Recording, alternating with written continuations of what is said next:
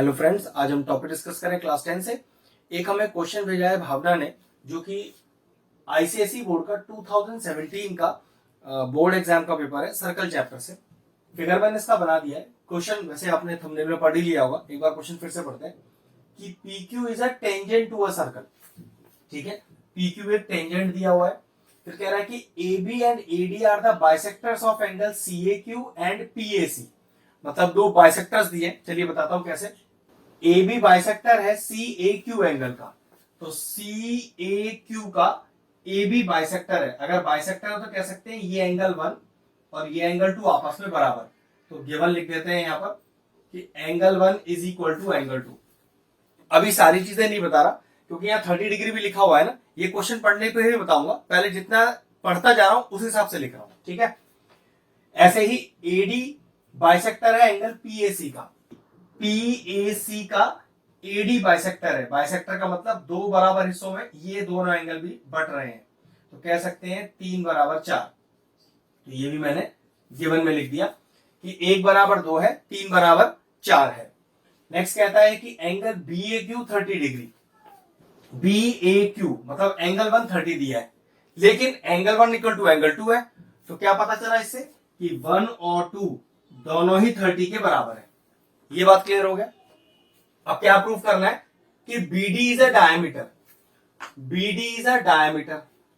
सोचो कि अगर BD डायमीटर है, ऐसे मान के अगर चले, तो 2 + 3 90 होगा ही होगा एंगल इन सेमी सर्कल। अब इसका रिवर्स समझते हैं कि अगर मैं 2 + 3 एंगल को 90 डिग्री प्रूव कर दूं, ध्यान से समझिएगा, 2 + 3 एंगल को 90 डिग्री प्रूव कर दूं, तो पक्की बात है ये किसी सेमी सर्कल में ही बना होगा। और अगर सेमी सर्कल में बना होगा तो BD एक डायमीटर ही होगा और ये प्रूव हो जाएगा। ठीक है, दूसरा क्या कह रहा है, ABC is an isosceles triangle. ABC मतलब किसी भी दो साइड को मैं यहां बराबर प्रूव कर दूंगा तो ये आइसोसेलेस हो जाएगा। ठीक है, चलिए प्रूफ स्टार्ट करते हैं। गिवन मैंने लिख दिया है, गिवन में तो कुछ और है नहीं, जाना चाहो तो लिख दो PQ is a tangent to a circle, ये भी आप गिवन में लिख सकते हो। ठीक है, टू प्रूफ अलग से दिया ही हुआ है, यहां पर मैंने लिखा हुआ है।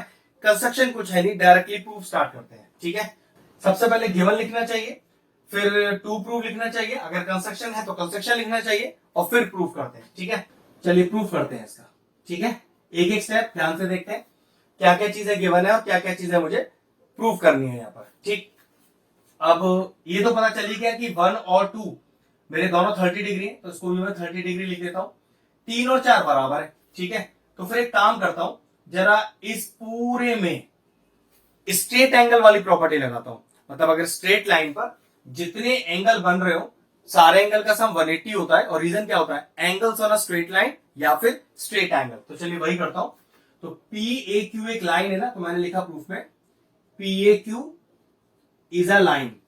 और अगर ये लाइन है तो क्या लिखा जा सकता है, 4 + 3 + 2 + 1 angle 4 plus angle 3 plus angle 2 plus angle 1 is equal to 180। Reason क्या लिखेंगे, बिना रीजन के कुछ मत लिखिए एग्जाम में।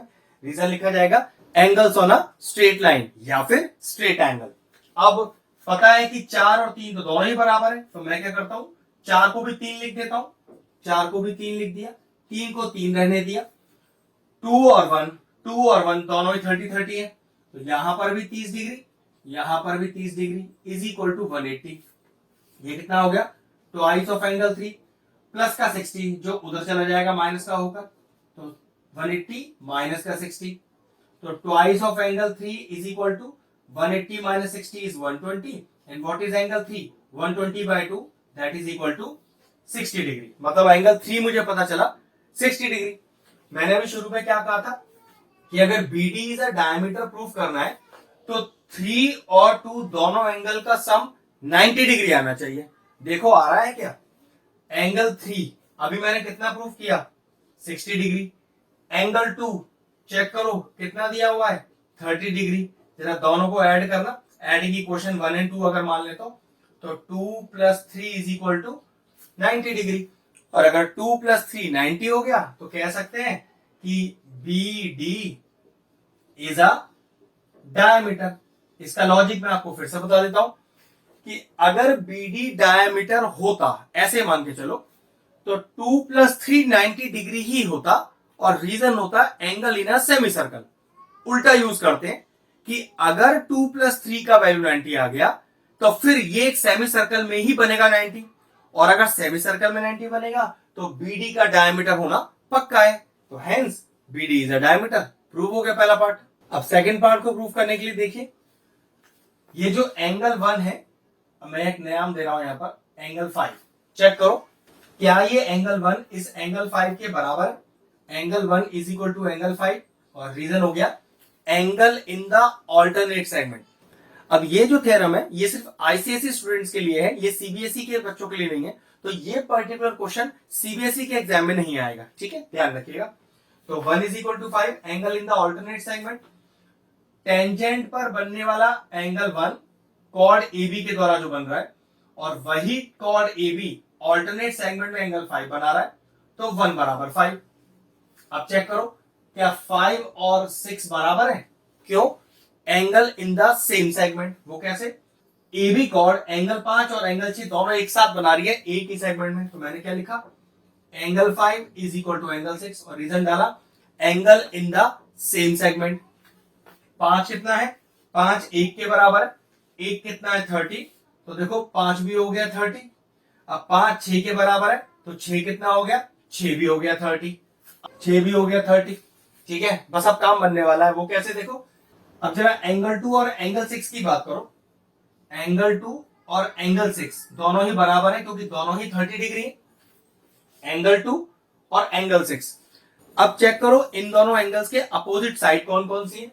अगर एंगल 2 की बात करें तो BC अपोजिट साइड है। अब एंगल 6 के अपोजिट साइड कौन सी है? AB। तो ये लीजिए एंगल 6 के अपोजिट साइड मैंने AB लिख दी। तो क्या BC बराबर AB, और यहां BC बराबर AB के लिए आप प्रॉपर्टी क्या डालेंगे? भाई दो एंगल बराबर थे, उनके सामने वाली साइडें आपस में बराबर है, तो रीजन आएगा side opposite to equal angles are equal. Triangle की दो साइड बराबर हो गई, और देखो ट्राइंगल कौन सा है, अगर BC बराबर AB है तो ट्राइंगल ABC में दो साइड हो तो गए बराबर, और अगर दो साइड बराबर है तो ये कैसा ट्राइंगल है? ये हो गया एक आइसोसेलेस ट्राइंगल। ये लीजिए ABC से आइसोसेलेस ट्राइंगल, ये भी प्रूव हो गया। बस ये पूरा क्वेश्चन सॉल्व हो गया, आपका BD डायमीटर भी हो गया और ABC का आइसोसेलेस ट्राइंगल भी हो गया। ये लीजिए क्वेश्चन फिनिश हुआ, वीडियो फिनिश करते हैं।